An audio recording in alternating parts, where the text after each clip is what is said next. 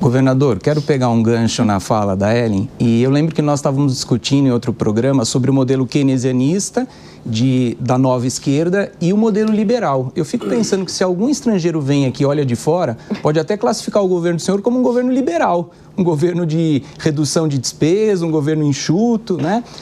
Não que isso necessariamente seja só da direita ou só da esquerda, tá? De responsabilidade fiscal, mas só estou falando pelas classificações, pelas caixinhas.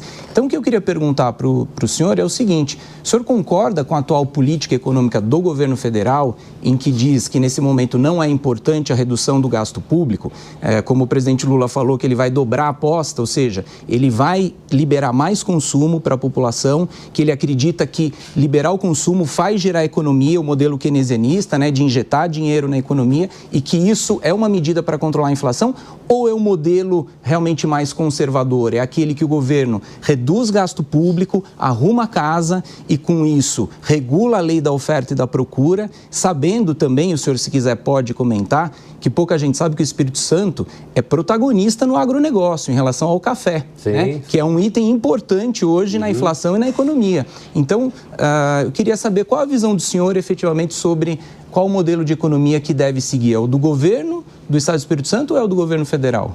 Olha, do Estado do Espírito Santo está dando certo.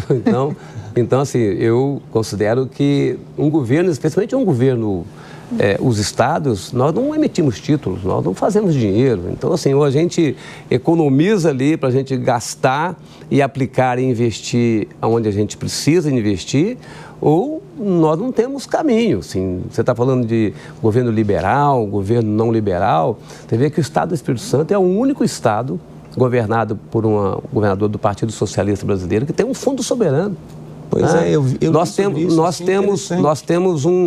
Nós temos um fundo que vem da receita do petróleo, uma receita de uma fonte fóssil de energia, e que nós aplicamos esse dinheiro investindo em empresas de inovação para mudar o perfil econômico do Estado, e investimos em transição energética, para a gente poder atender o nosso plano de descarbonização. Então, assim, é um Estado que tem capacidade de fazer o maior investimento do Estado do Brasil, é o Estado do Espírito Santo, que tem dívida pública negativa, que tem bom resultado na educação, na saúde, e que consegue ter um fundo soberano, que 40% desse fundo, 30% e a partir do ano que vem 20%, é poupança intergeracional.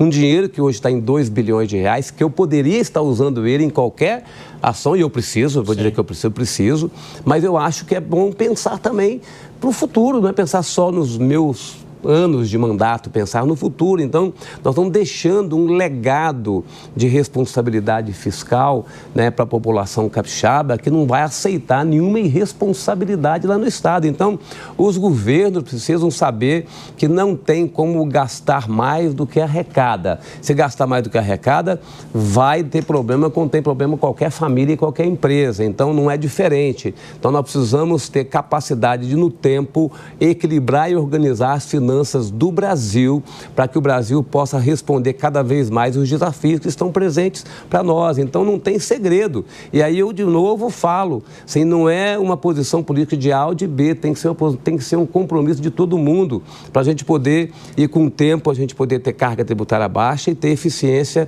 com relação à prestação do serviço.